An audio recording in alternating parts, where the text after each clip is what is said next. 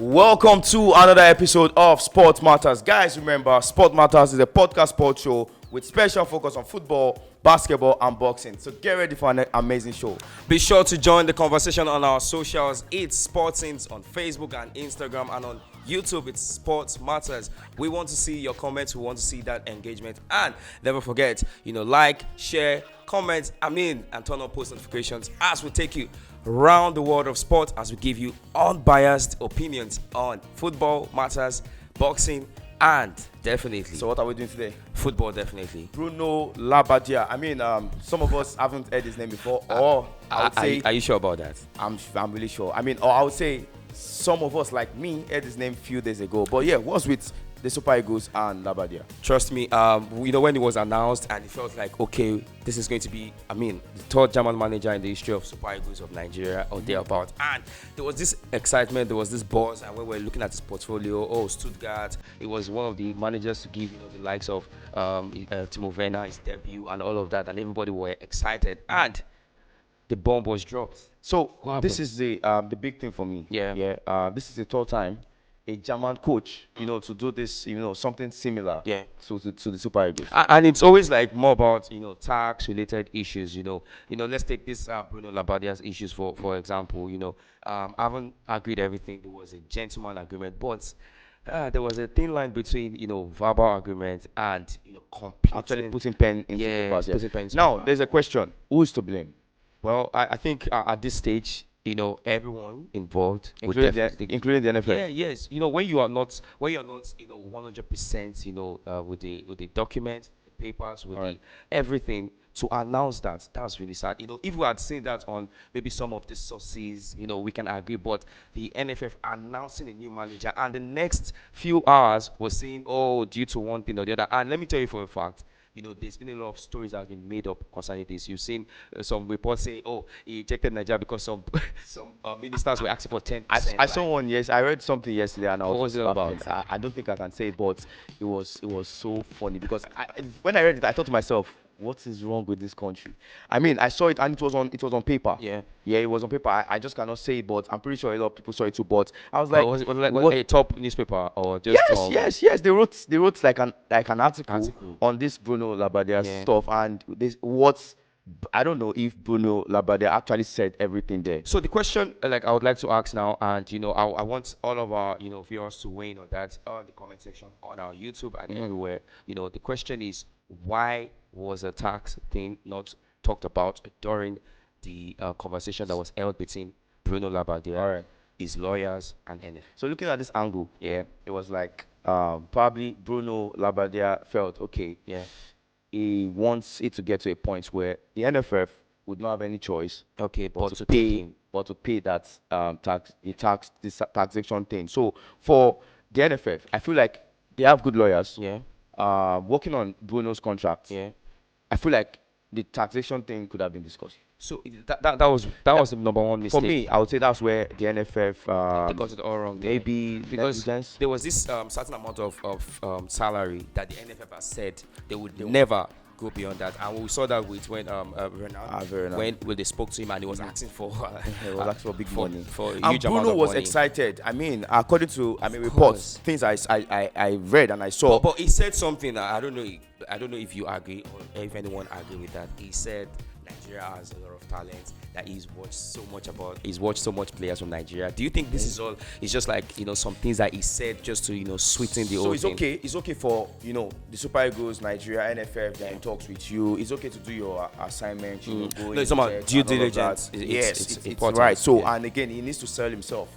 And he needs to make himself known to the country, like, okay, I'm actually coming to represent or to help these guys. Yeah. You feel me? So it's okay for him to say, we are. But yes, truthfully, we have. It's a sad one, and funny enough, Nigeria, the fans, obviously, Nigerians have turned his name into something. Some have said Bruno Lamba, some have said Lababa. There's been a lot of clues, but it says what it is. But hey, Bruno Labbadia is not going to be the Super Eagles coach. Nigeria, they're going with Austin Eguavoen, and a good one, assisted by the guys from Nigerian Professional Football League. And that's where we'll wrap it up in football, and we are flying to NBA, and this time we're discussing about, in Nigerian also, the head coach of the franchise Sacramento Kings. I will be discussing if Sacramento Kings are potential sleepers in the NBA this season. They've added forward DeRozan, into their roster. Yes. Let me tell you, they've got amazing guards in De'Aaron Fox, Malik Monk, who is one of the best 6 men last season. Trust me, I still have high expectations for Fox. I think as soon as he goes into the NBA regular season, he's going to have a lot of impact, a lot of influence. I like Fox a lot. Absolutely. He's a real guy, and he's been chilling with Chef Curry recently. They've signed this shoe stuff and everything, and it looks like he's been modeling his game, like the big guys, and he has actually progressed. His trajectory has been upward, in the past years. But I think their main man, when people tend to speak about the Kings, we don't really speak about this guy, the number 10, Sabonis. Absolutely.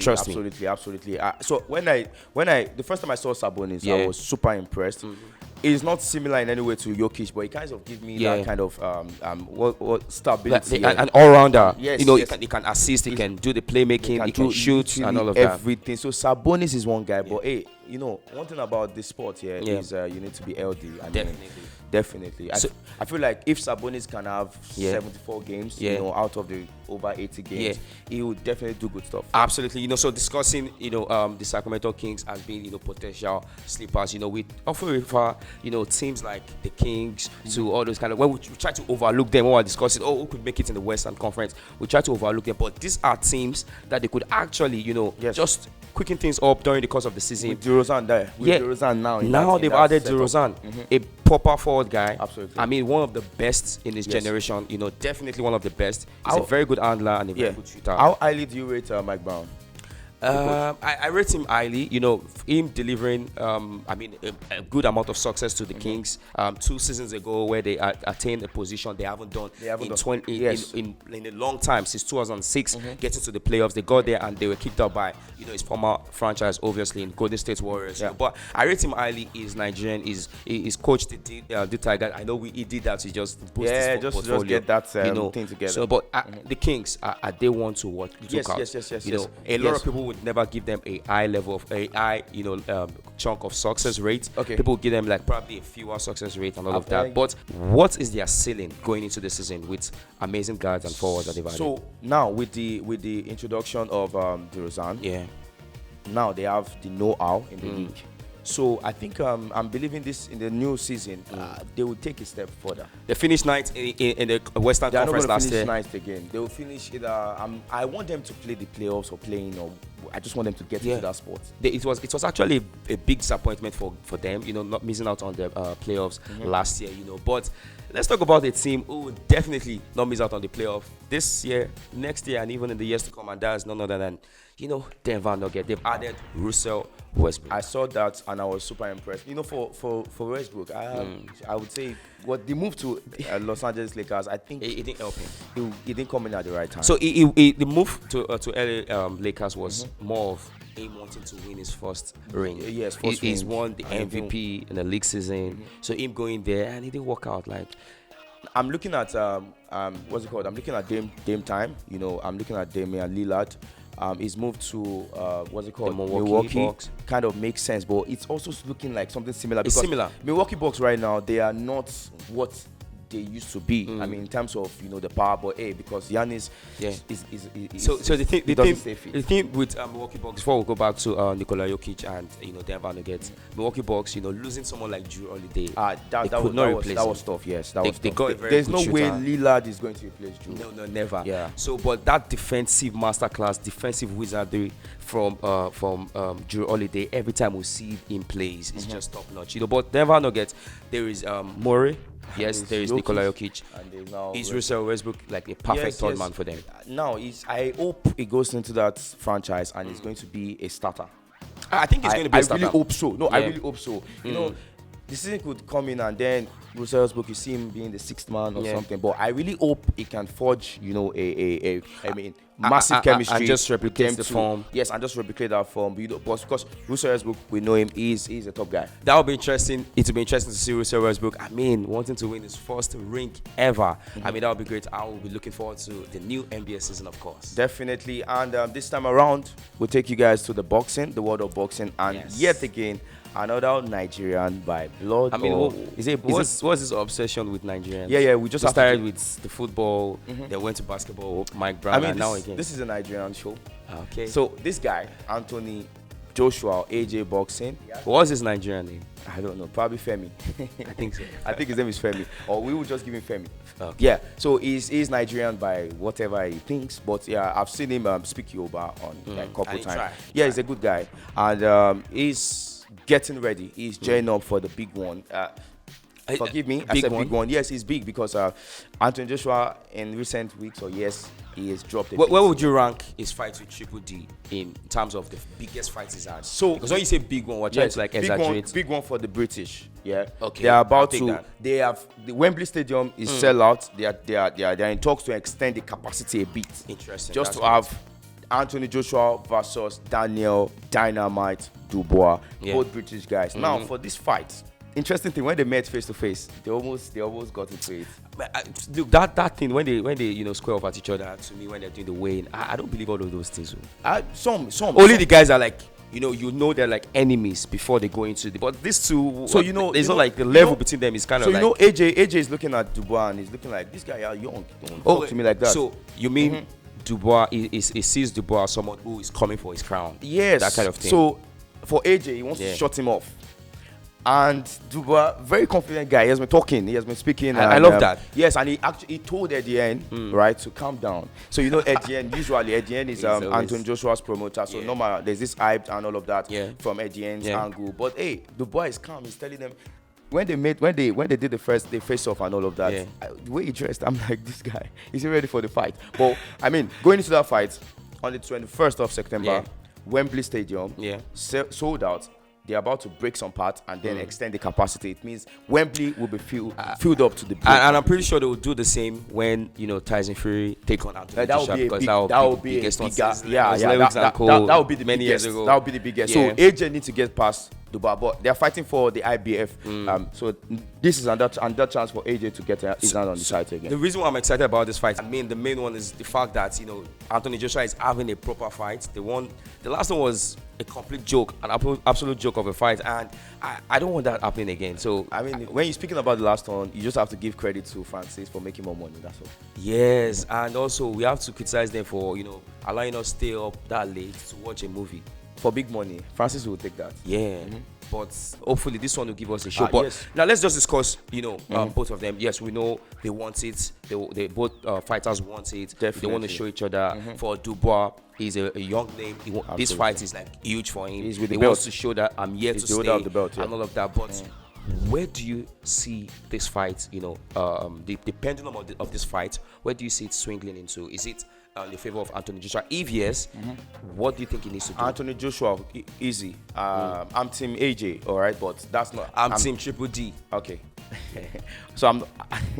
Why? We need a new guy on the block to take over. Anthony Joshua is still there. Look, we need someone. He's a Nigerian like you. See, I don't want to play that Nigerian flag. Okay. Yeah. We want Triple D, or I want Triple D, and I'm pretty sure some other guys out there want Triple D, to come out. The guy he has that dog in him. He wants to show that I'm here. He wants to speak about it. So he wants to brag. So the fight is on the 21st of September, right? Hopefully we're going to do a show on this, and after the fight, then I want to see the same energy from this guy.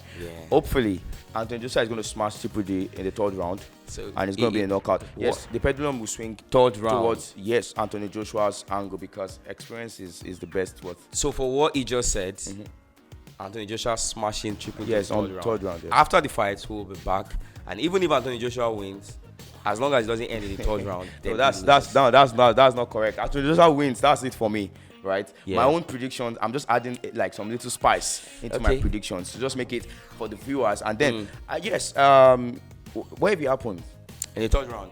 If it happens, then I'll do the show alone. Okay, if it happens, it would host this show alone. Yes. And if it doesn't happen, I will host this show alone. Because the chances of it happening is actually slimmer than a broomstick. Yes. So hopefully it won't happen. But we agree it's going to be a great fight.